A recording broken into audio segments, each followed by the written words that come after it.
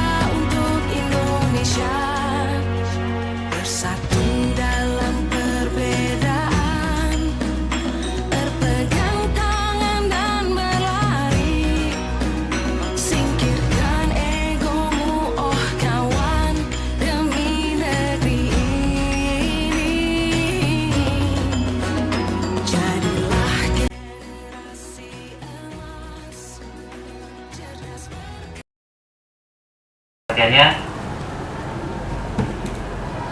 Bismillahirrahmanirrahim. Assalamualaikum warahmatullahi wabarakatuh.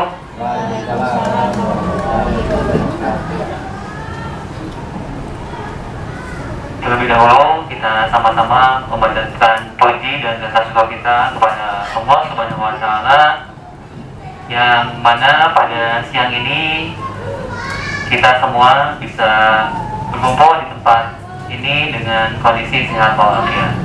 Dan tak lupa salawat beserta salam kita sama-sama sanjungkan dan aturkan kepada Nabi besar kita, Nabi Muhammad SAW.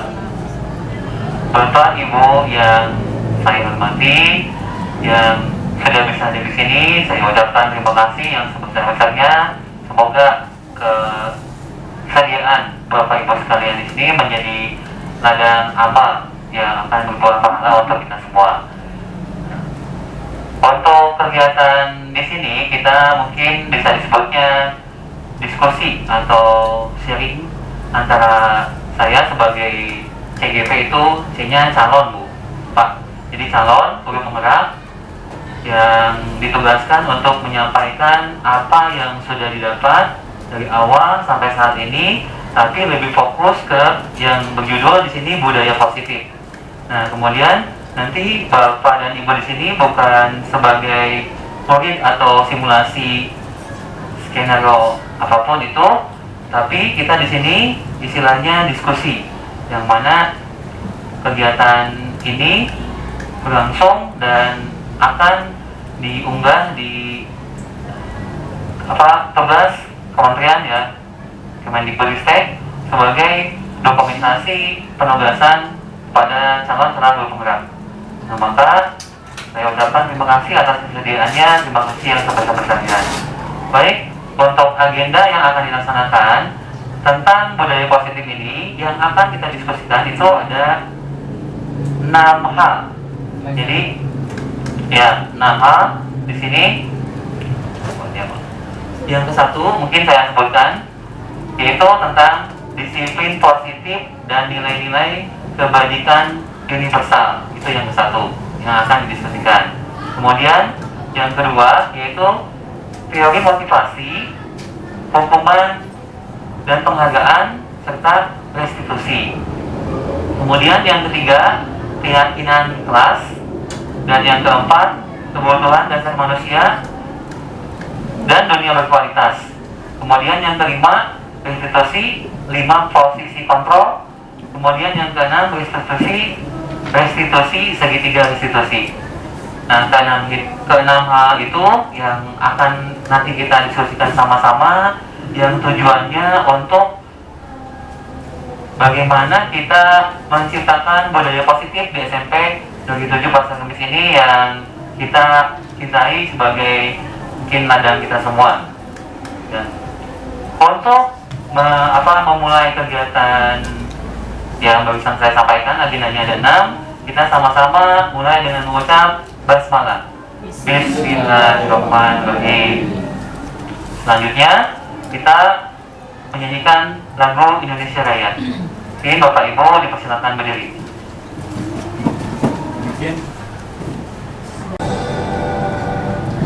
Indonesia tanah airku, tanah tumpah darahku.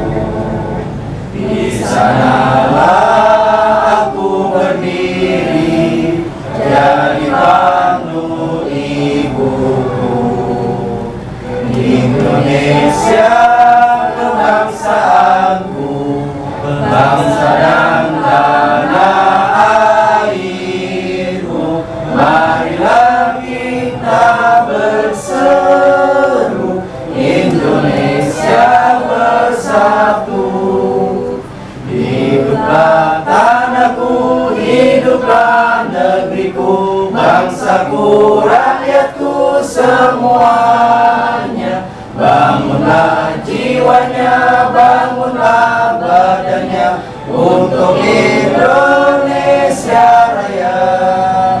Indonesia Raya, merdeka, merdeka, tanahku, negeriku yang ku cinta. cinta. Indonesia Raya merdeka, merdeka, hiduplah Indonesia Raya. Indonesia Raya merdeka, merdeka, tanahku, negeriku yang ku cinta. Indonesia Raya merdeka, merdeka, hiduplah Indonesia Raya. Ya, Bapak Ibu silakan duduk kembali.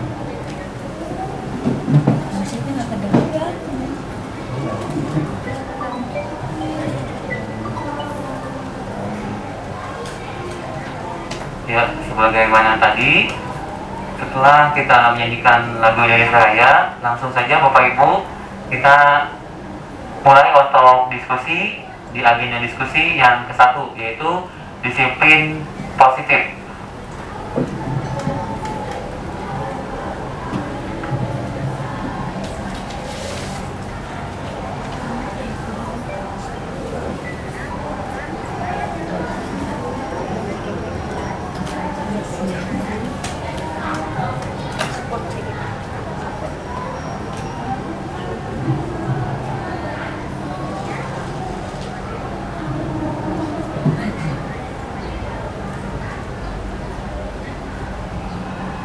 Ya, mungkin ini sistemnya nanti saya sedikit menjelaskan tentang disiplin positif. Nanti bisa kita diskusikan sama-sama untuk pembahasan tersebut.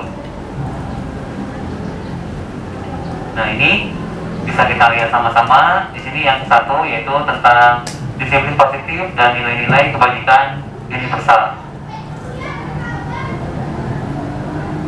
Nah, di sini pembahasannya memang cukup banyak sampai dengan 16 slide, tapi saya akan mencoba menyampaikan dengan intinya saja.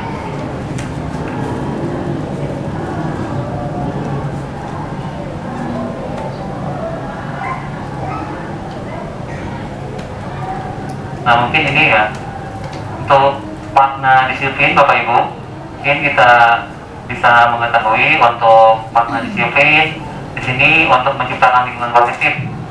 Salah satu strategi yang perlu kita tinjau kembali adalah penerapan disiplin di sekolah kita. Nah, mungkin sebagai pertanyaan pemantiknya, kita bisa mereview atau sedikitnya mengingat situasi di lingkungan kita.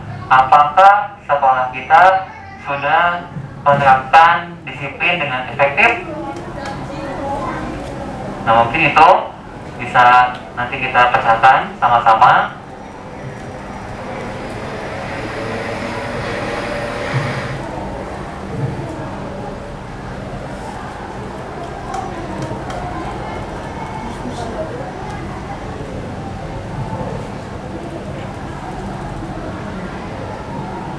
Nah, kemudian nanti disiplin positif itu akan menuju kepada budaya positif sekolah. Jadi, bagaimana disiplin positif itu bisa menciptakan budaya positif di sekolah?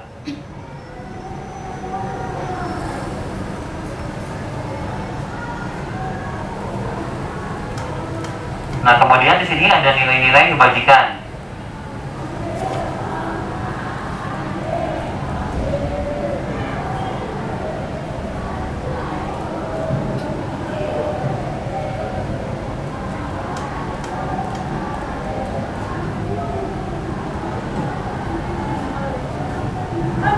Nah, mungkin di sini kita bisa lihat nilai-nilai kebajikan universal yang merupakan payung dari sikap dan perilaku kita, atau nilai-nilai yang merupakan fondasi kita berperilaku.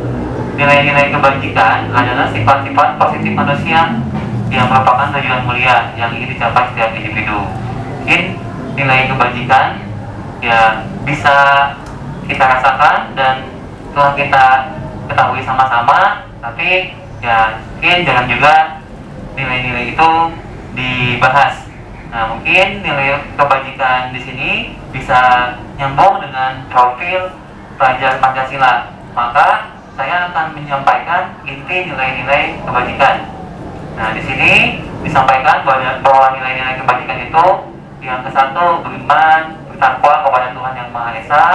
berakhlak mulia, kemudian yang keduanya mandiri, yang ketiganya bernalar kritis, yang keempatnya berkebinekaan global, yang kelimanya bergotong royong, dan yang keenamnya kreatif. Nah, ini profil pelajar Pancasila yang sesuai dengan nilai-nilai kebajikan yang diharapkan menjadi budaya positif di lingkungan sekolah.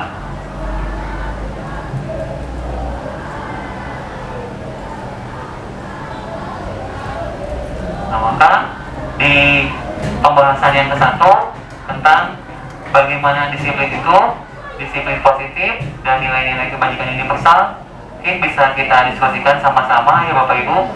Jadi tadi di pertanyaan romantik, bagaimana disiplin diterapkan di SMPN 7 Pasar Kemis, dan sejauh mana disiplin positif itu bisa menuju kepada budaya positif di sekolah kita.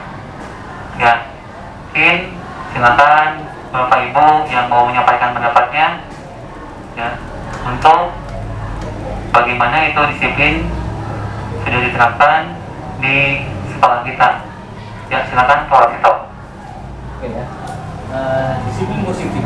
Sebelum saya menjelaskan apakah sekolah kita sudah menerapkan apa itu disiplin positif, saya akan mendefinisikan secara bahasa dulu, yaitu berdasarkan kata disiplin dan positif. Disiplin artinya mentaati peraturan dan tertib. Kemudian positif adalah sebuah pemikiran. Artinya pemikiran-pemikiran yang positif yang diterapkannya ada di SMP 1, kemudian aturan-aturannya pun juga positif. Jadi menurut sudut pandang saya, pikiran positif ataupun disiplin positif ini sudah diterapkan di sekolah SMP Negeri 7 Pasar Kemis. Nah, itu terbukti dengan adanya siswa yang misalnya terlambat, baik itu 2 menit, 3 menit ataupun 5 menit, semua itu ada surat keluar masuk setiap kelas. Jadi mereka yang terlambat itu akan diberikan surat bahwa mereka terlambat, dia harus mengisi surat tersebut. Kemudian seandainya ada siswa-siswa yang melakukan tindakan yang kurang disiplin, misalnya ya mereka misalnya berantem dengan temannya atau hal kecil, itu pun juga harus ditindak secara disiplin juga, secara regulasi yang diterapkan di sekolah. Jadi sekecil apapun hal yang tidak pantas diterapkan di sekolah itu harus ditindak, karena sekolah kita sekolah yang menerapkan kedisiplinan, sehingga ke depan nanti sekolah kita bisa menjadi sampling dari sekolah-sekolah yang lain bahwa kita sekolah yang siap untuk mereka menjadi siswa yang bersyarat. Itu ya. Baik, Pak Wasito, terima kasih untuk gagasannya atau penyampaian keadaan ya Pak ya, keadaan untuk SMP 7 Pasar Kemis yang tadi pada intinya SMP 7 Pasar Kemis sudah menerapkan disiplin ya, yang akan menuju kepada budaya positif. Mungkin bisa dikatakan ya Pak ya, bahwa yang namanya anak-anak itu disiplin itu harus sedikit dipaksakan ya Pak ya, supaya nanti jadi biasa ya. Tapi mudah-mudahan sih yang diharapkan kedisiplinan itu bisa muncul dari dalam diri mereka masing-masing, sehingga dijalankan dengan hati yang tulus ya, sehingga mau ada yang lihat ataupun tidak ada yang lihat, tetap dia akan melakukan disiplin di mana saja. Itu yang diharapkan. Baik, supaya efisien waktu juga untuk pembahasan yang ke-1 tentang disiplin positif dan juga nilai-nilai kebajikan itu ya sudah kita bahas. Saya akan lanjut kepada poin yang kedua, dan nanti kita copy break di pembahasan setelah pembahasan poin yang ketiga. Baik Bapak Ibu, untuk poin yang 1 tentang disiplin positif dan juga nilai-nilai kebajikan, kita lanjut kepada pembahasan poin yang kedua, yaitu teori motivasi, hukuman, penghargaan, dan restitusi.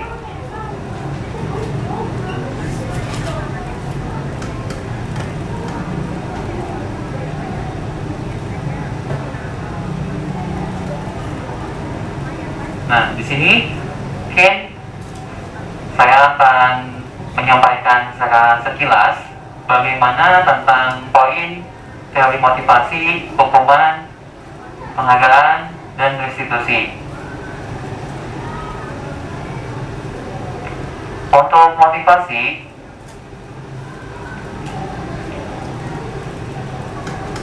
ya, motivasi yang pasti itu sebuah dorongan. Ketika di sini ada suatu penjelasan yang menyampaikan mari kita tanyakan ke diri kita sendiri, bagaimana kita berperilaku, mengapa kita melakukan segala sesuatu. Apakah kita melakukan sesuatu karena adanya dorongan dari lingkungan atau ada dorongan yang lain? Terkadang kita melakukan sesuatu karena kita menghindari rasa sakit atau ketidaknyamanan. Terkadang juga kita melakukan sesuatu untuk mendapatkan apa yang kita mau. Nah, itu sudah bisa kita pahami meskipun sekilas ya Bapak Ibu. Di sini motivasi yaitu kata kuncinya itu dorongan. Dorongan untuk melakukan sesuatu, baik itu dorongannya ada yang memicu atau ya karena kemauan sendiri. Tapi yang berat ini ketika dorongannya ada yang memicu melakukan sesuatu karena ingin mendapatkan hadiah misalkan. Jadi akan dikejar itu hadiahnya. Kalau misalkan hadiahnya sudah habis, mungkin tidak akan mau melakukan lagi. Nah, mudah-mudahan untuk hal-hal yang positif tadi ini menyambung dari poin yang ke-1. Ketika perilaku manusia itu diharuskan mempunyai motivasi yang positif, itu mudah-mudahan bukan hanya akibat motivasi eksternal ya, tapi juga karena memang kemauan dari dalam atau motivasi dalam diri intrinsik. Nah, kemudian yang tadi itu hukuman.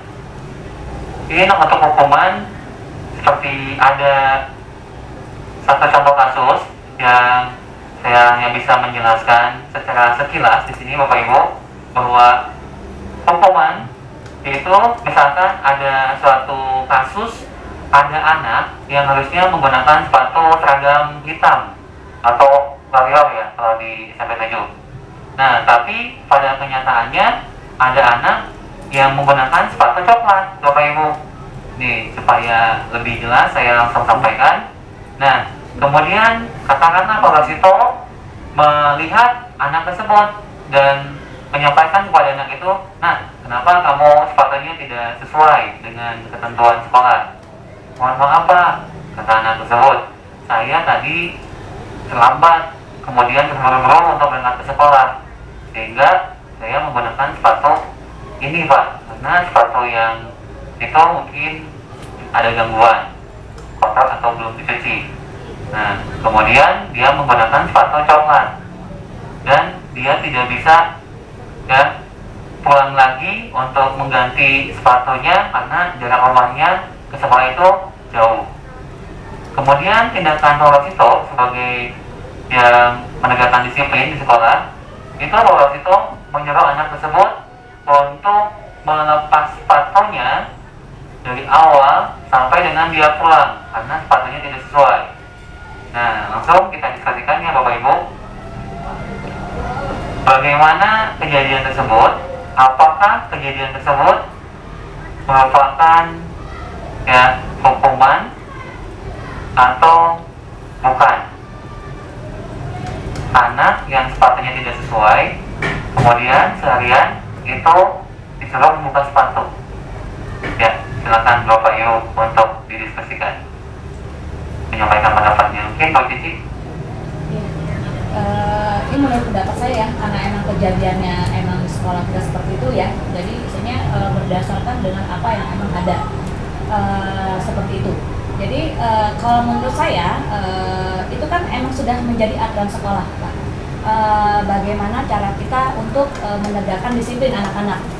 Jadi mungkin untuk awal ketika anak tersebut melanggar, tetap kita panggil, tetap kita ada konsekuensinya, gitu kan? Karena itu emang sudah aturan. Jadi nanti kita tinggal mendengarkan bagaimana alasan anak tersebut. Jadi kalau dia hanya sekali, kita bisa mengasih peringatan, berbentuk peringatan saja, gitu kan? Peringatan saja. Tapi kalau sudah yang kedua kali, baru itu seperti yang kayak Pak Rizky katakan. Sepatunya kita ambil, terus kita ambil, tapi kita tidak membiarkan anak tersebut juga bertelanjang kaki. Kita kasih sarana juga, misalnya ada sendal, gitu kan. Jadi misalnya anak tersebut disuruh pakai sendal, gitu kan, selama sehari itu, gitu ininya.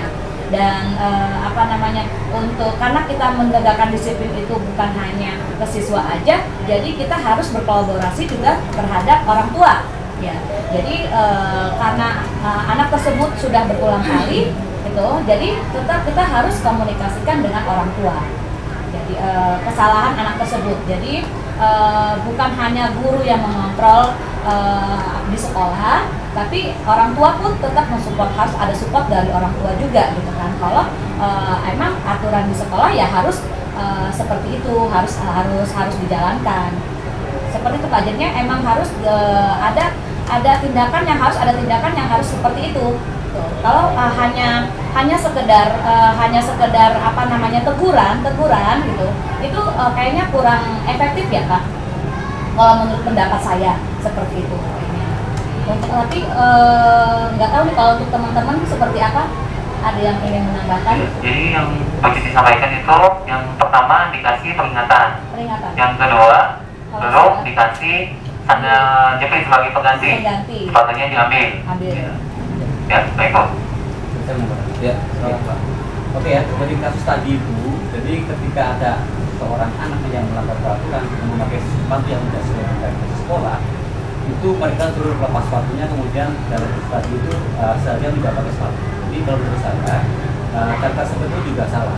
Jadi mestinya segala bentuk pelanggaran ataupun suatu kesalahan itu sudah harus disiapkan solusi-solusi tertentu. Supaya apa? Nah, solusi-solusi ini bisa mengakomodir suatu kesalahan dari orang siswa. Yang pertama misalnya kita bisa kontak orang tuanya. Jadi kontak orang tuanya karena anak ibu ini melanggar peraturan sekolah, sepatu yang dipakai tidak sesuai, tapi dengan alasan tertentu, tolong sepatu diantar ke sekolah supaya anak itu bisa memakai sepatu yang sesuai dengan regulasi yang pada hari itu. Itu yang pertama. Yang kedua, seandainya mereka masih begini konsekuensinya, cukup atau nggak cukup? Nah, kita setelah bijaksana, kita antara sebelum pulang naik motor atau dengan apapun jalan, tapi sekolah memfasilitasi. Kemudian supaya ganti sepatunya, setelah ganti sepatunya, mereka nanti bisa masuk ke ruang kelas. Itu yang ketiga. Yang ketiga, sekolah pun harus bijaksana dengan memberikan fasilitas yang sama. Fasilitas kita menyediakan, apalagi hal itu sering terjadi dengan cara tersiapkan sepatu yang sesuai dengan regulasi. Jadi kalau karena melanggar peraturan itu, mereka ganti jenis sepatu, tapi ada konsekuensinya. Ada dalam catatan tertentu sehingga mereka next time-nya itu tidak terkadang lagi. Itu Baik Pak. Jadi apa yang kita diskusikan di sini itu sebetulnya sudah pernah terjadi di sekolah kita ya Pak ya. Dan setelah kita diskusi ini mudah-mudahan bisa ada perbaikan Bapak Ibu ya untuk penanganan kasus kedepannya. Ya mudah-mudahan apa yang kita bahas dalam kajian ini ada ilmu yang bermanfaat juga. Jadi yang tadi Bu Cici sampaikan, yang kalau saya sampaikan itu sudah sangat tepat dengan beberapa kemungkinan. Kata Bu Cici tadi ya, Bu Cici bisa memberikan peringatan. Yang kedua, jika masih sama mengulangi, itu langsung disita sepatunya dan digantikan dengan sandal capit. Itu mungkin ada positif negatifnya. Mungkin positifnya dia akan menyadari bahwa itu salah, tapi negatifnya dia akan sedikit malu ketika yang lain menggunakan sepatu, apalagi ketika olahraga ya Bu. Ketika dia menggunakan sepatu, yang lainnya menggunakan sepatu, dia tidak. Atau ada kegiatan yang mesti ya jalan ke kantin yang lumayan jauh, mungkin gitu ya. Itu akan membuat anak sedikit minder dulu ya, ketika dia penampilannya tidak sama dengan teman-temannya. Nah, tapi dilengkapi oleh Pak Wasito, yaitu ada kolaborasi ya. Tadi juga Bu Cici menyampaikan ada komunikasi dengan orang tua sehingga orang tua bisa dihubungi untuk mengantarkan. Kalau tidak bisa, ya sekolah yang memfasilitasi. Itu sudah sangat lengkap sekali dan sudah apa bisa atau mungkin kita lakukan juga. Nanti kita melakukan yang terbaik saja. Dan itu sudah termasuk ya Bapak Ibu, pembahasan yang tadi itu sudah mencangkup kepada konsekuensi juga, bahwa konsekuensinya memang harus sesuai sepatunya. Kalau tidak sesuai ya ribet ya, segala menjadi kena ya pembahasannya. Ya orang tua ya kita juga harus mendisiplinkan. Ya, itu salah satu contoh kasus tentang hukuman dan konsekuensi. Nah, di sini ada yang selanjutnya di poin 2 yaitu ada restitusi. Ini restitusi ini ada sedikit yang berbeda Bapak Ibu. Ketika ada satu kasus yaitu diselesaikannya dengan cara restitusi. Mungkin kita ada yang sudah paham untuk istilah restitusi ini. Ada pula yang mungkin belum paham ketika menyelesaikan kasus itu dengan cara yang biasa atau sesuai dengan ya bagaimana perasaan kita menyelesaikan, yang penting selesai. Di sini ada satu contoh kasus ya Bu ya. Yang ke satu, dalam sebuah acara pesta ulang tahun, teman Anda memecahkan gelas. Apakah Anda akan membiarkan dia membayar harga gelas yang dipecahkannya, maksudnya mengganti dengan uang ya Bu ya. Yang kemudian kasus yang kedua, Anda sudah janji bertemu dengan teman Anda, namun ternyata dia memiliki janji penting bertemu orang lain di tempat lain, dan Anda terpaksa naik taksi untuk menemui teman Anda di tempat itu. Apakah Anda akan meminta teman Anda membayar biaya taksi Anda menuju tempat tersebut? Nah, untuk yang ketiga, saya yang akan menyampaikan langsung Bu, kasus yang ketiga. Ini contoh kasus ya, tentang restitusi juga. Jadi untuk restitusi ini, yang ketiga, contohnya ada anak yang dia berantem dengan temannya di lapangan basket. Nah, kemudian si anak itu katakanlah Anto dan Tono lah. Nah, Anto dicekek ya sama si Tono sampai si kancing bajunya lepas, 3 kancing lepas. Kemudian Anto dan Tono dipanggil. Nah, pada waktu itu yang memanggilnya langsung BP dan ada kepala sekolah. Kemudian didiskusikan oleh kepala sekolah bagaimana itu bisa terjadi dan dicari solusinya. Nah, kegiatan ibu kepala sekolah, Anto dan Tono yang berantem sampai kancing bajunya lepas itu diselesaikan dengan cara restitusi. Oke, di sini dijelaskan restitusi itu adalah proses menciptakan kondisi bagi murid untuk memperbaiki kesalahan mereka sehingga mereka bisa kembali ke kelompok mereka dengan karakter yang lebih kuat. Nah, penyelesaiannya bagaimana Bu? Coba kalau misalkan kita ada di posisi ibu kepala sekolah ya, melihat anak yang berantem sampai dia menyekek temannya, kancing bajunya lepas 3. Kita mau bagaimana? Ya, tapi dalam kasus itu kejadiannya yang disebut restitusi, ibu kepala sekolah itu menyelesaikan dengan cara restitusi yang sangat elegan. Jadi kita tidak usah menyalahkan Tono yang nyekeknya ya Bu ya, atau menyalahkan Anto yang kancingnya lepas, karena dua-duanya mungkin bisa aja salah. Nah, itu ibu kepala sekolah menanyakan kepada keduanya, kenapa ini semua bisa terjadi.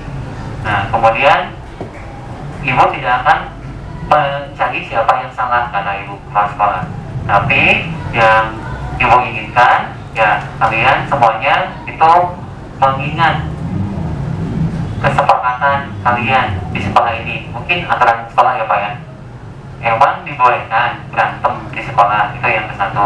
Nah, jadi dia juga mengingat, iya Bu, sebetulnya ya tidak ingin berantem, tapi kata si Tono ya Bu ya, yang kancingnya lepas ya, kata Anto yang kancing lepas, sebetulnya saya juga tidak ingin berantem, tapi saya mempertahankan diri saya Bu, karena si Tono mengejek saya, maka saya tidak terima diejek sama si Tono. Kemudian Anto melawan, dan kemudian terjadilah perkelahian yang sehingga kancing bajunya lepas. Ya saudara, ibu memaklumi dan menganggap semua orang pernah melakukan kesalahan, begitu kata ibu kepala sekolah. Jadi ini ibu melihat kancing bajunya Anto lepas, ibu ingin kamu Tono memperbaiki kancing baju Anto yang lepas. Ya, bagaimana masalahnya? Ya kenapa saya lem aja?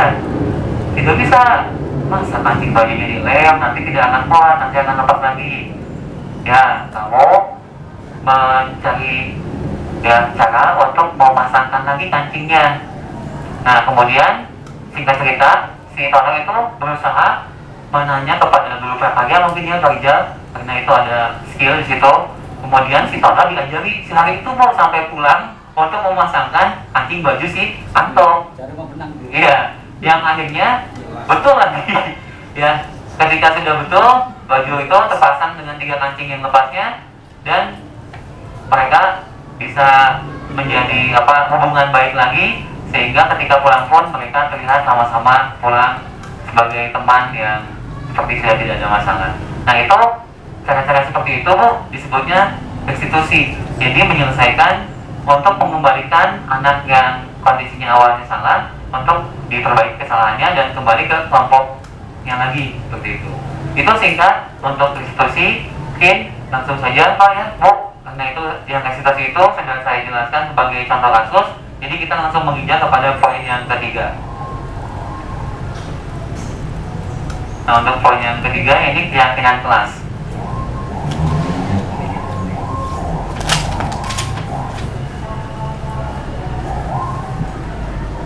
Nah, ini ada hal yang unik, Bapak Ibu.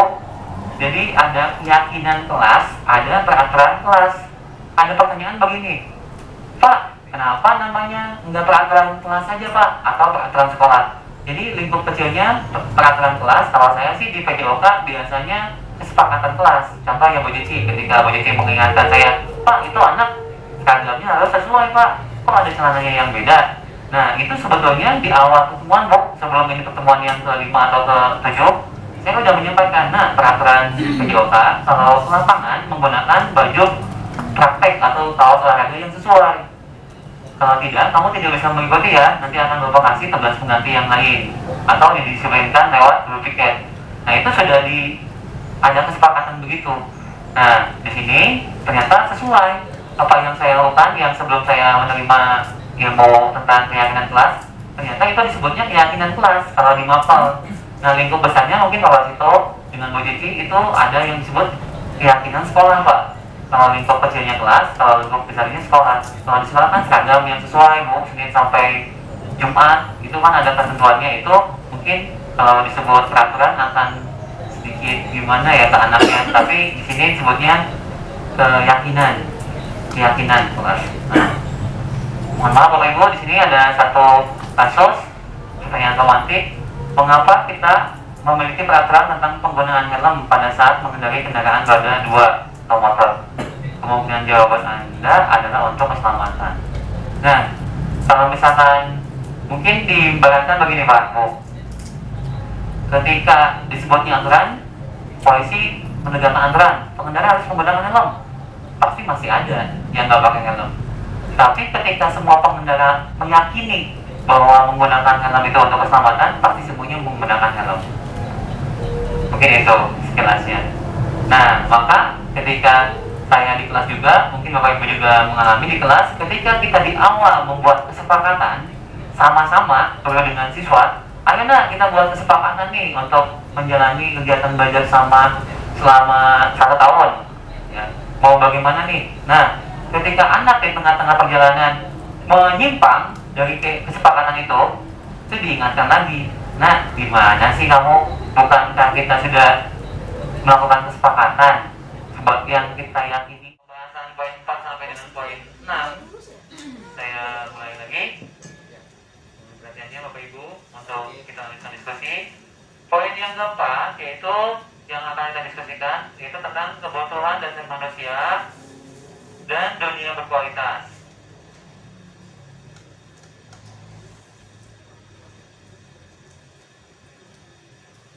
Ya, di sini yang kita ketahui tentang kebutuhan manusia mungkin berbeda dengan pada umumnya ya, seperti kebutuhan akan hidup ya Pak Joni, kebutuhan akan kemerdekaan, kebutuhan akan pendidikan, 3 ya.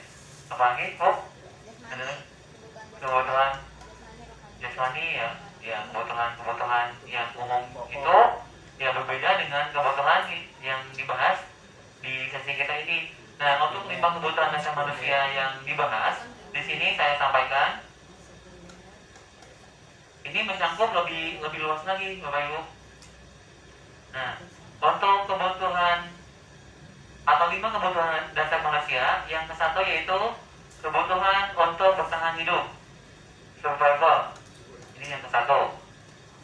Kemudian yang keduanya yaitu kebutuhan akan kasih sayang. Nah ini Pak jadi bagaimana Ibu-ibu? Yang kedua kebutuhan kasih sayang dan rasa diterima. Alhamdulillah. Love and belong ya Pak ya. Kalau kita bilangin. Ya, love and belonging.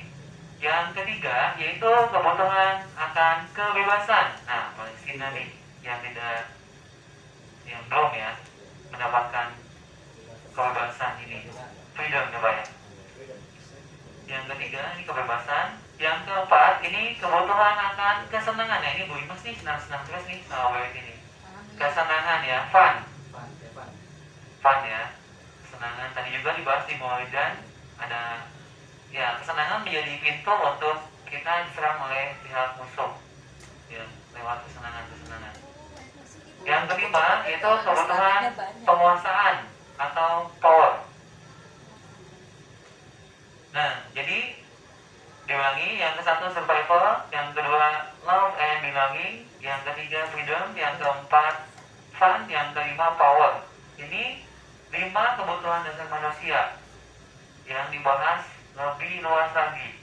Nah, maka kasusnya atau direlevansikan di kehidupan di sekolah, ketika seorang murid melakukan suatu perbuatan yang bertentangan dengan nilai-nilai kebajikan atau melanggar peraturan, hal itu sebenarnya dikarenakan mereka gagal memenuhi kebutuhan dasar mereka.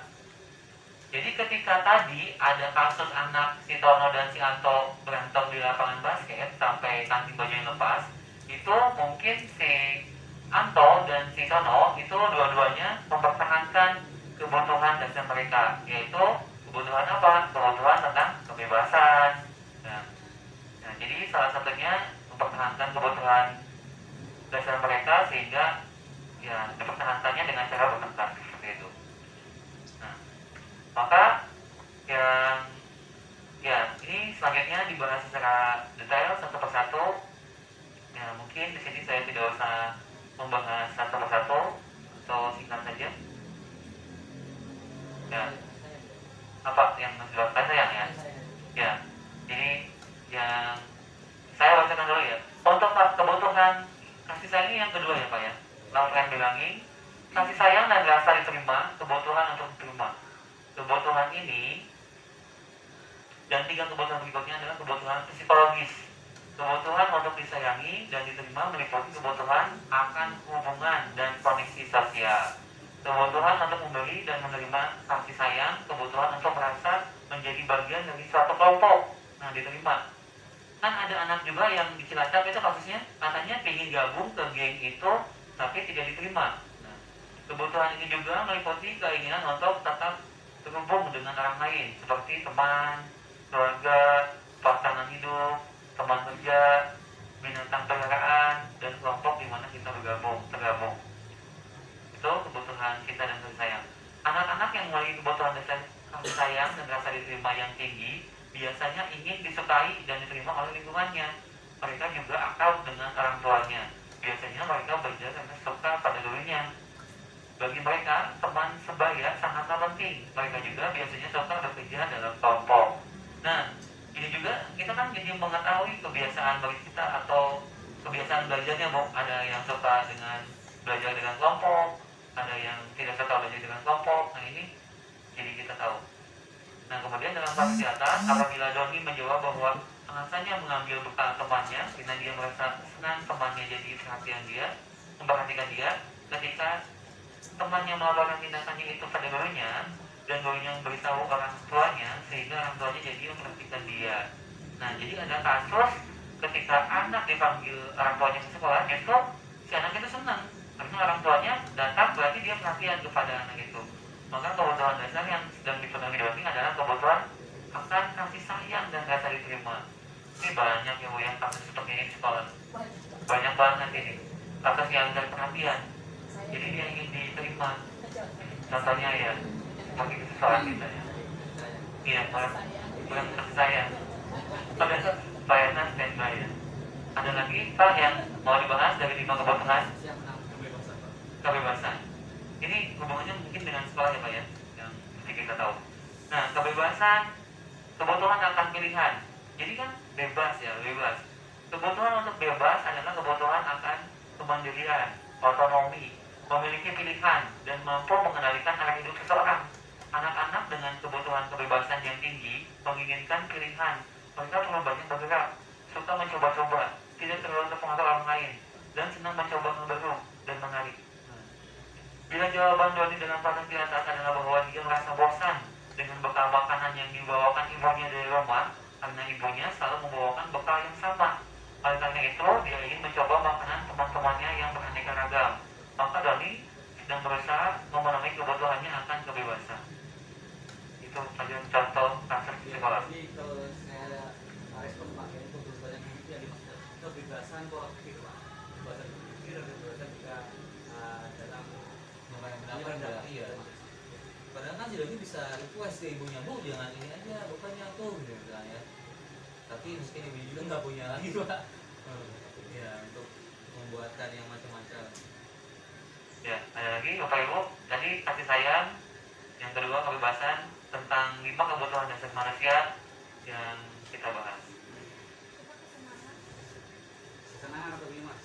Kesenangan, wah ya, sesuai ya dengan Bu Imas yang bahas tentang. Yatim, Pak. Yang penting tidak bangun kelas ya Bu Imas ya.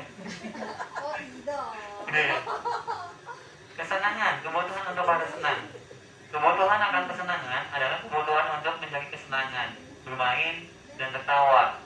Nah, ini sepertinya semua bapak juga ada nih, ya, belajar sambil bermain, ya, di PJOK apalagi, ya, kesenangan bermain. Kalau di PJOK bermainnya mungkin kesenangan bisa di semua mapel, tertawa bisa di semua mapel. Bayangkan hidup tanpa kenikmatan apapun, betapa menyedihkan.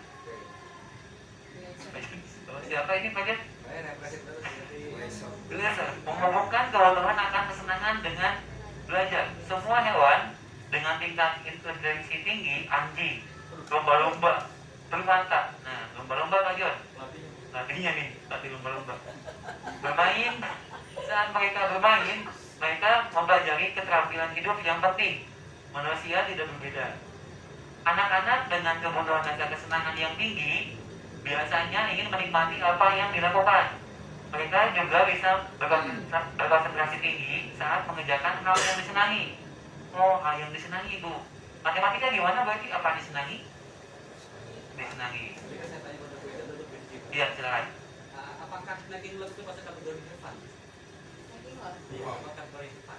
Making love-nya itu Jadi dengan kapalnya lah. dengan kantornya. Oh iya dong, karena itu kan membangkitkan hormon-hormon itu ya Pak ya. Gitu kan. Jadi kalau itu dia fun-nya itu ke jiwa. Jadi psikologis kepuasan tersendiri. Jadinya nggak kesenangannya itu nggak bisa nggak bisa diungkapkan, nggak bisa intinya dia dirasakan. Dirasakan. Iya, itu. Jadi material ya. Dinikmati. Jadi nikmati. Iya. Jadi tingkat kesenangannya itu berbeda. Iya. Berarti kan Berarti begitu. Diskusi ya. I will be trying. Waduh, diskusi ya. Untuk kebutuhan kesenangan ini memang harus dipenuhi ya. Iya. Dalam waktu yang jangan terlalu lama. Jawab dulu. Siapa sekarang bagian siapa? Bu Eti, ayo. Ini. Gimana Bu Eti menurut pendapat Bu Eti? Apa tadi pertanyaan? Making love. Making love. Ada sebuah. Kan sama-sama bahasa Inggris. Sama kesenangan nih masuk dalam kesenangan gimana itu? Kan gini, namanya kesenangan itu kan lahir batin gitu ya. Ada secara lahir ada secara batin. Secara batin kepuasan yang tinggi, akan itu kan bisa menikmati. Jadi maksudnya ini, ya kata-kata making love itu adalah bercinta dengan pasangan. Itu kategori suatu kesenangan. Saya seperti itu.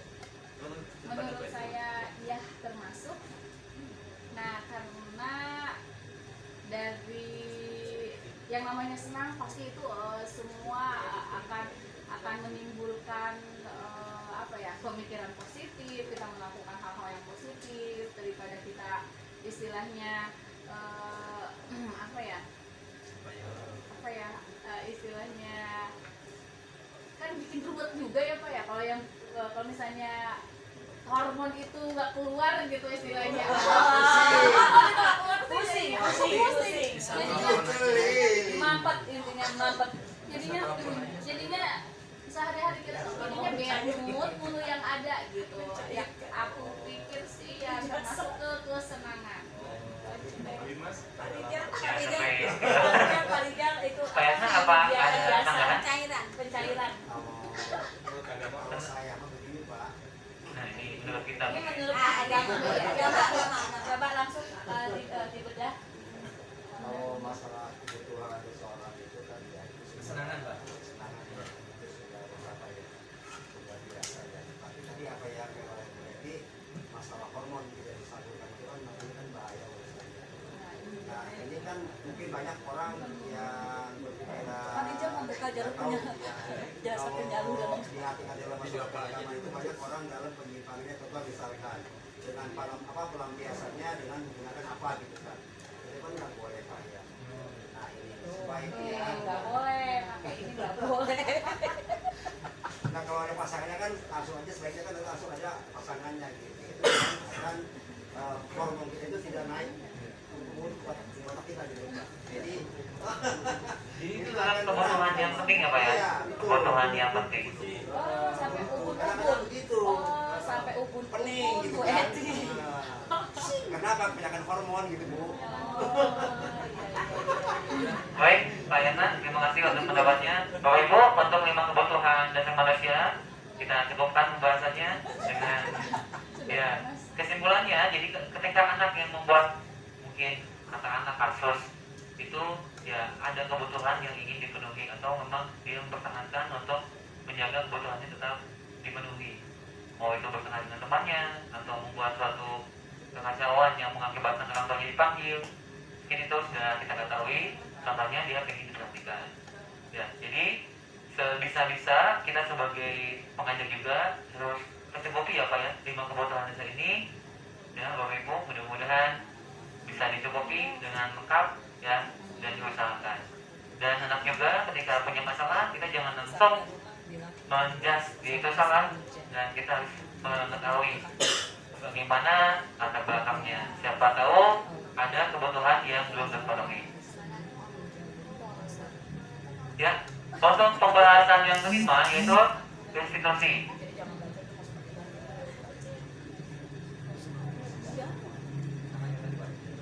Ya, nah di sini ada pertanyaan romantiknya begini Bapak Ibu. Kisah dan Hana dipanggil masuk ke ruangan Ibu Dewi. Nah Ibu Dewi ini, kepala sekolah SMA Makmur.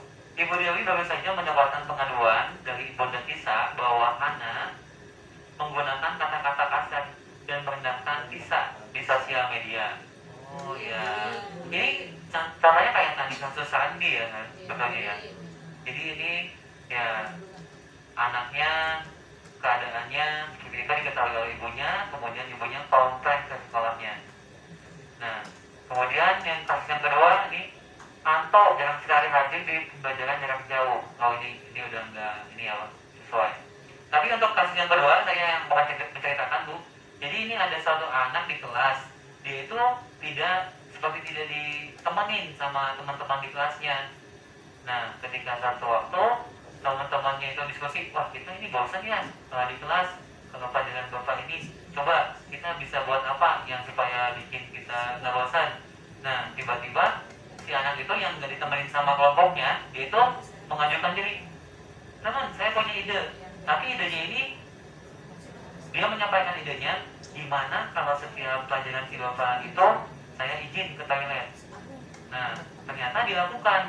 Setiap pelajaran Bapak tersebut, si anak itu izin ke toilet. Nah, pas anak itu izin, teman-teman yang lain itu menertawakan dengan cekakak sedikit bahwa berarti dia sudah melakukan komitmennya bahwa dia akan mengerjain guru Bapak tersebut. Setiap bagian guru Bapak tersebut masuk, dia pasti izin ke toilet. Dan teman-temannya yang menyaksikan kesepakatan itu, dia ketawa-ketawa menyaksikan di belakang.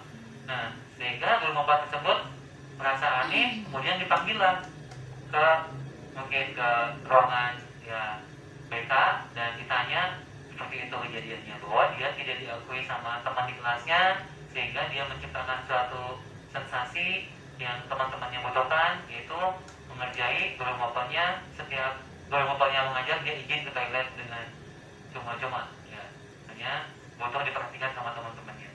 Nah itu contoh kasus.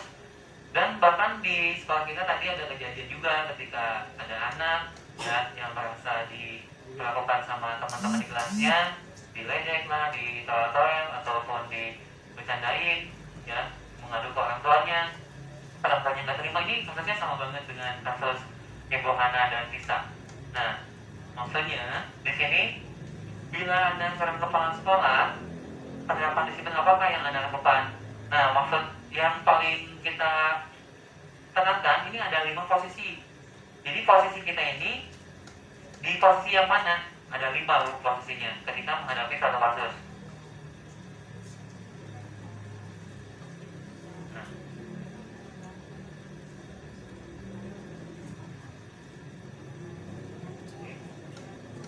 Mungkin yang paling, kalau di kepala sekolah kan sebagai manajer biasanya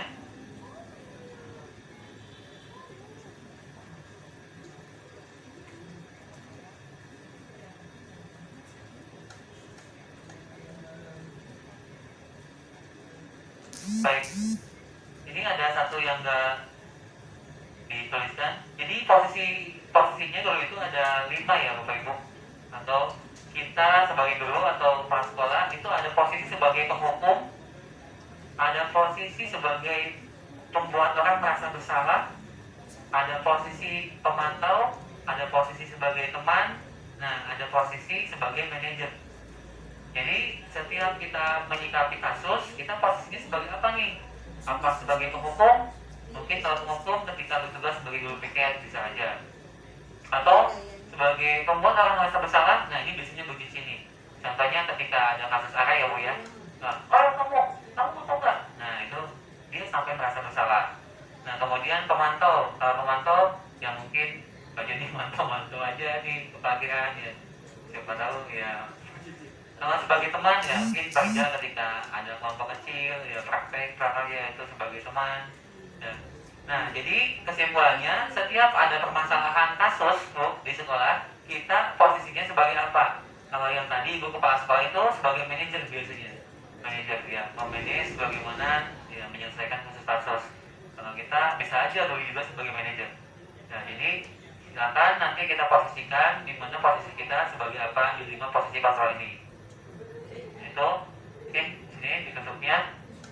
Demikianlah penjelasan mengenai 5 posisi kontrol sebagai upaya-upaya yang dapat dilakukan dalam membangun budaya positif di sekolah. Tentunya untuk mewujudkan ini ya kita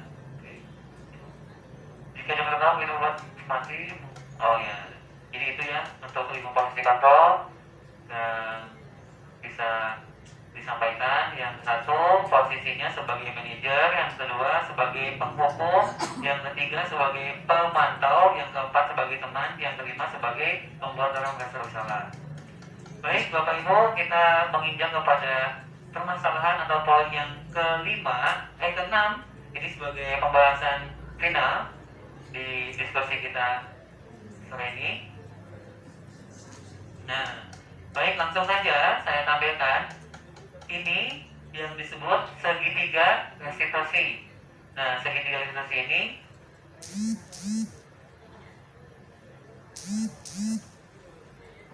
jadi ini ada 3 bagian. Yang ke satu saya tunjukkan apa susunannya. Yang ke satu ini menstabilkan identitas. Nah, yang kedua ke sini validasi tindakan yang salah. Yang ketiga menanyakan keyakinan. Keyakinan ini keyakinan yang sudah dibuat, yang seperti tadi keyakinan kelas K atau keyakinan sekolah. Nah, di sini mungkin penjelasannya untuk sisi ke satu ya, menstabilkan identitas. Nah, di sini untuk mengubah identitas anak dari orang yang gagal karena melakukan kesalahan menjadi orang yang sukses. Anak yang melanggar peraturan karena sedang mencari perhatian adalah anak yang sedang mengalami kegagalan. Dia mencoba untuk memenuhi kebutuhan dasarnya, namun ada benturan. Kalau kita mengkritik dia, maka kita akan tetap membuatnya dalam posisi gagal. Kalau kita ingin menjadi reflektif, maka kita harus meyakinkan si anak dengan cara mengatakan kalimat-kalimat ini. Ini di posisi level 1 ya Bu ya, di menstabilkan identitas. Nah, jadi ketika ada suatu kasus, ditanyalah anak, berbuat salah itu tidak apa-apa. Nah, ini kalimat-kalimatnya. Tidak ada manusia yang sempurna. Kemudian, saya juga pernah melakukan kesalahan seperti itu. Nah, ini contoh kalimat-kalimat yang membuat anak yang sudah salah tidak ditambah dan merasa gagal lagi. Seperti itu. Jadi, kita sebagai ya mungkin manajer atau itu menyelesaikan kasus tidak membuat anak merasa paling di bawah lagi ketika dia sudah salah.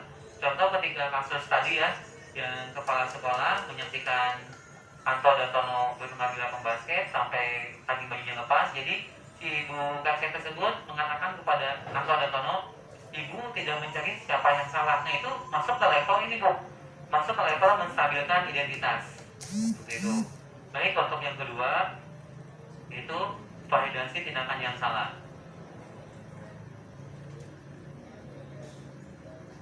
Di sini ada kalimat, kamu tentu punya alasan mengapa melakukan itu. Adakah cara yang lebih efektif untuk mendapatkan apa yang kamu butuhkan? Nah, biasanya di sini validasi tindakan yang salah ini, oke saya langsung saja.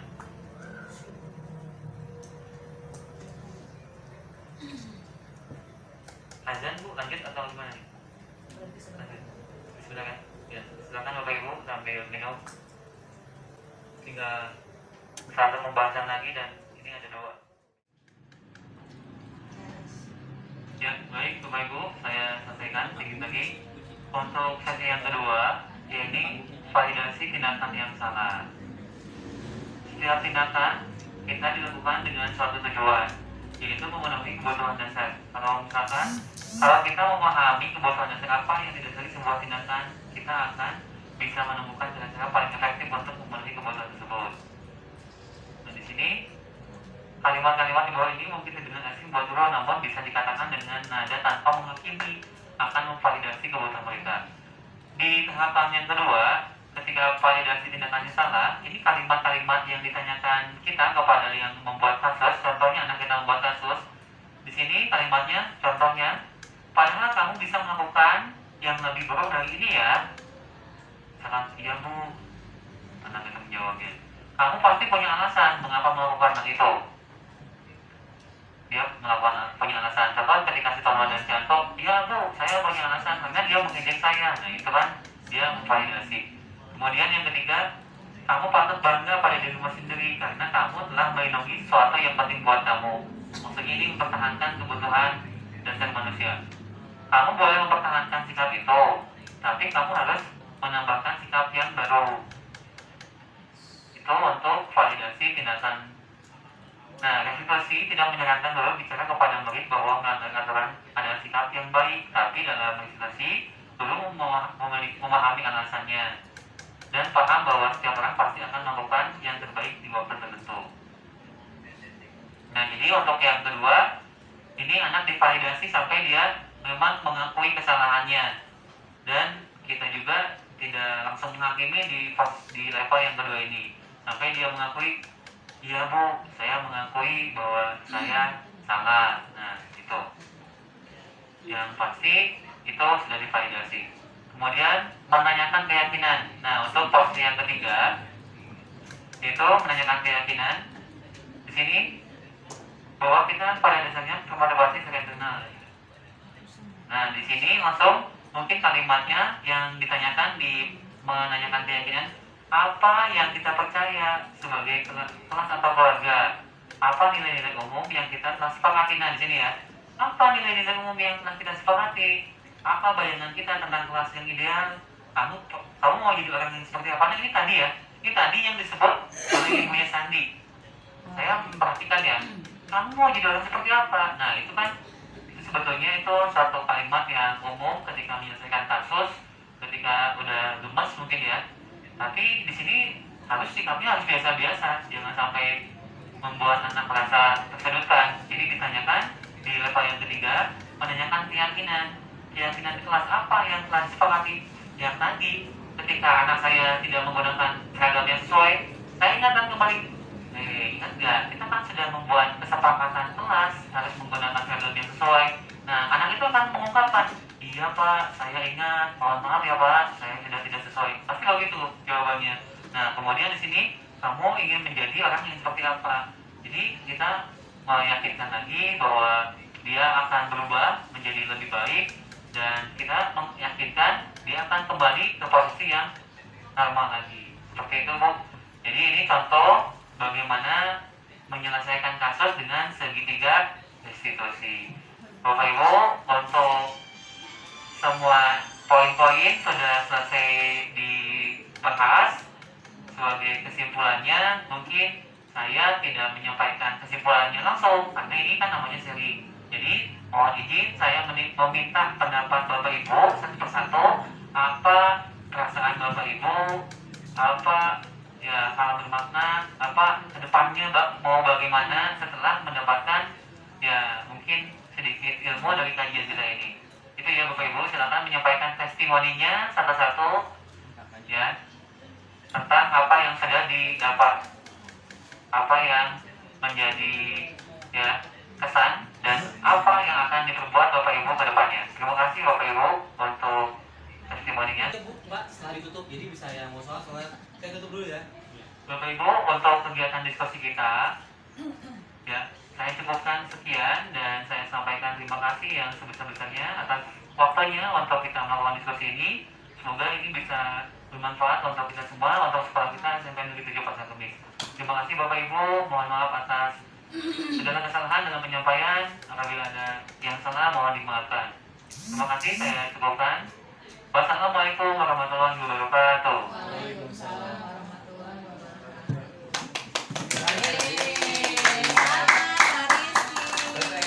Satu-satu.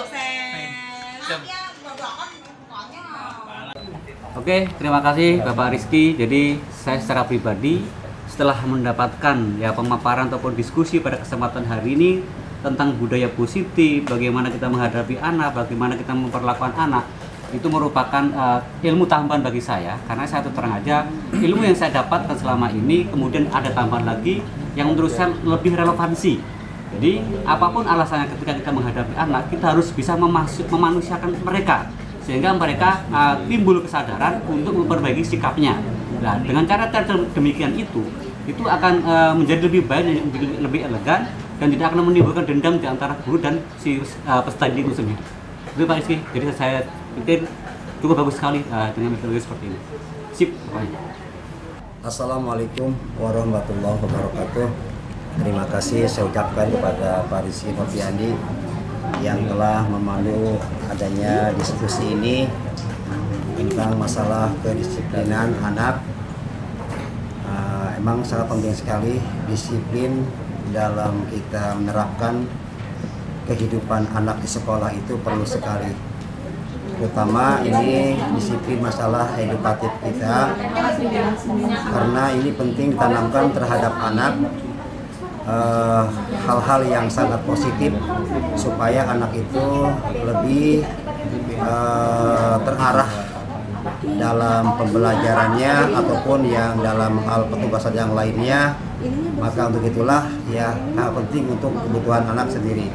Kemudian yang selanjutnya ini adalah masalah pendidikan karakter. Terutama ini yang paling utamakan kita masalah keagamaan terhadap anak-anak.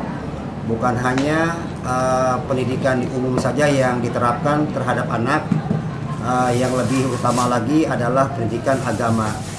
Karena ya agama ini penting sekali. Pertama tujuan mereka itu adalah untuk mendekatkan diri kepada Allah Subhanahu wa taala, membentuk pribadi karakter yang sangat dekat dengan Allah Subhanahu wa taala. Dalam arti mereka punya kewajiban dan punya fungsi. Bukan hanya istilahnya mereka ini hanya bentuknya ilmu di dunia saja, tapi untuk kebutuhan dalam ilmu agama pun itu penting sekali. Maka disitulah pentinglah kita dua ilmu diterapkan dalam kehidupan sehari-hari, baik itu ilmu agama maupun ilmu pengetahuan. Karena inilah yang akan menunjang anak itu akan menjadi kokoh keimanan mereka, ketakwaan mereka, dan mudah-mudahan anak itu akan berhasil dan mudah-mudahan berguna. Ilmunya bukan hanya di dunia saja, tapi insya Allah akan berguna di akhirat nanti. Itu saja mungkin dari saya Pak Rizky. Terima kasih. Wassalamualaikum warahmatullahi wabarakatuh. Assalamualaikum warahmatullahi wabarakatuh. Terima kasih untuk Pak Rizky yang sudah memfasilitasi kami semua Bapak Ibu guru SMP 7 untuk berdiskusi bersama dengan calon guru penggerak.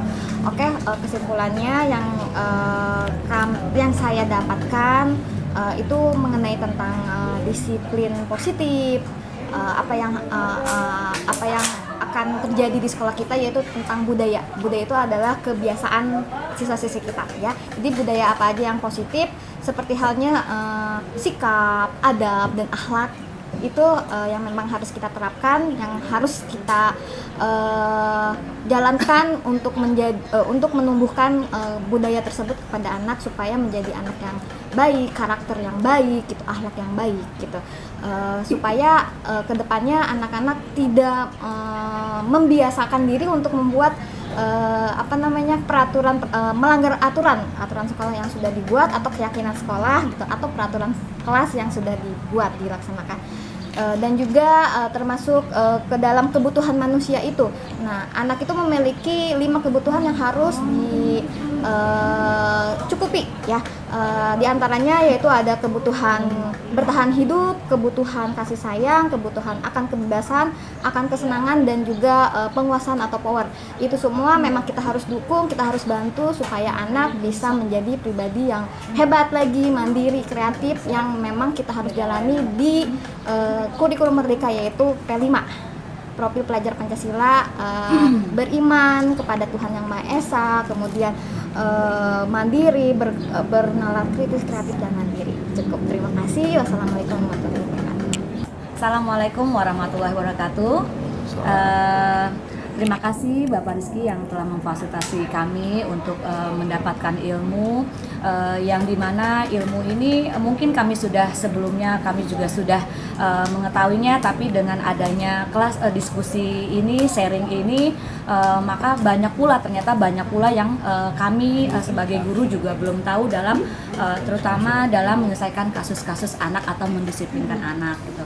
Nah, disiplin anak bukan budaya positif di sekolah. Jadi emang harus benar-benar kita tangani dengan serius gitu. Jadi selama ini mungkin yang kita tahu mendisiplinkan anak itu dengan cara istilahnya yang penting anak bisa disiplin. Ternyata anak juga mempunyai mempunyai hak untuk mereka juga bisa mengungkapkan, bisa juga menerima mempunyai kebutuhan dasar sebagai manusia. Jadi kita juga harus melihat itu juga. Jadi ketika kita mendisiplinkan anak, jadi orientasi kita bukan hanya mendisiplinkan kelakuannya saja, tapi benar-benar kelakuannya yang dari dalamnya. Jadi mereka sendiri yang menyadari. Jadi dengan sendirinya nanti itu tanpa kita ingatkan, mereka sudah tahu untuk kesalahan mereka. Jadinya kita sebenarnya membentuk karakter, itu yang dipenting dari disiplin itu. Jadinya nah itu yang harus kita munculkan, karakter yang kuat itulah yang harus dimunculkan dari dalam diri mereka. Jadi mereka hukuman yang misalnya kan mereka melanggar, jadi bukan beban, hukuman itu bukan menjadi beban mereka, tapi sebagai untuk menyadarkan mereka ini. Seperti itu Bapak Rizky, terima kasih untuk sharingnya hari ini. Saya ucapkan terima kasih. Assalamualaikum warahmatullahi wabarakatuh. Menurut saya setelah mengikuti diskusi ini tadi ya Pak Rizky ya, banyak hal yang bisa kita terapkan di sekolah kita. Bagaimana suatu saat kita akan menemui suatu kasus yang akan bagaimana kita menghadapinya, bagaimana kita mengambil keputusan, dan bagaimana kita mencari solusi untuk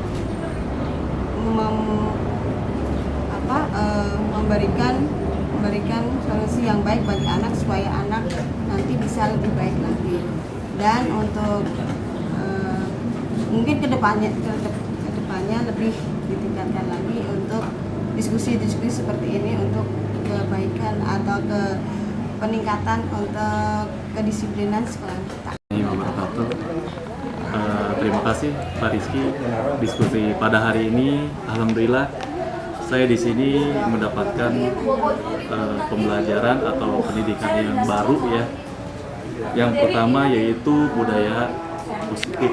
Alhamdulillah sini adanya budaya positif ini yang didiskusikan pada hari ini itu akan kita terapkan termasuk di kurikulum di SMN 7 Pasar Kemis ini, agar nanti budaya peserta didik kita yaitu sangat lebih baik dan cerdas dan berkarakter. Kemudian di sini ada disiplin positif. Disiplin positif di sini sangat setuju sekali ya, karena di SMP kita banyak sekali yang kurangnya disiplin positif. Sehingga pada hari ini, diskusi pada hari ini, alhamdulillah kita menemukan setitik untuk mengatasi peserta didik yang ada di SMP 7 ini menjadi disiplin yang lebih baik. Misalkan mengurangi keterlambatan, mengurangi ketidakdisiplinan dan sebagainya, seperti itu. Sekali lagi terima kasih pada Pak Rizky diskusi pada hari ini. Saya tidak bisa panjang lebar, cukup sekian dari saya. Wassalamualaikum warahmatullahi wabarakatuh. Assalamualaikum warahmatullahi wabarakatuh. Terima kasih pada Pak Rizky atas jamuan, minumannya, ilmunya juga terima kasih. Di sini yang saya coret-coret, yang saya kesimpulan tentang profil pelajar Pancasila, kita BBK ilmu pengetahuan tentang kedisiplinan yang baik, yang positif. Kemudian juga ada motivasi, memberikan motivasi kepada peserta didik bagaimana caranya. Kemudian juga ada hukuman juga hukuman yang baik ya, ada solusinya, ada positifnya. Kemudian ketika ada hukuman ada juga jalan keluarnya, yaitu restitusi. Restitusi itu tadi memperbaiki kesalahan. Jadi bagaimana ketika dari hukuman itu menemukan jalan keluarnya, memperbaiki kesalahannya supaya tidak mengulanginya lagi. Kemudian juga tadi ada 5 kebebasan tentang bertahan hidup, sayang dan rasa diterima, kemudian ada kebebasan, ada kesenangan, dan ada penguasaan. Pokoknya terima kasih, ilmu yang bermanfaat, sukses selalu. Wassalamualaikum warahmatullahi wabarakatuh.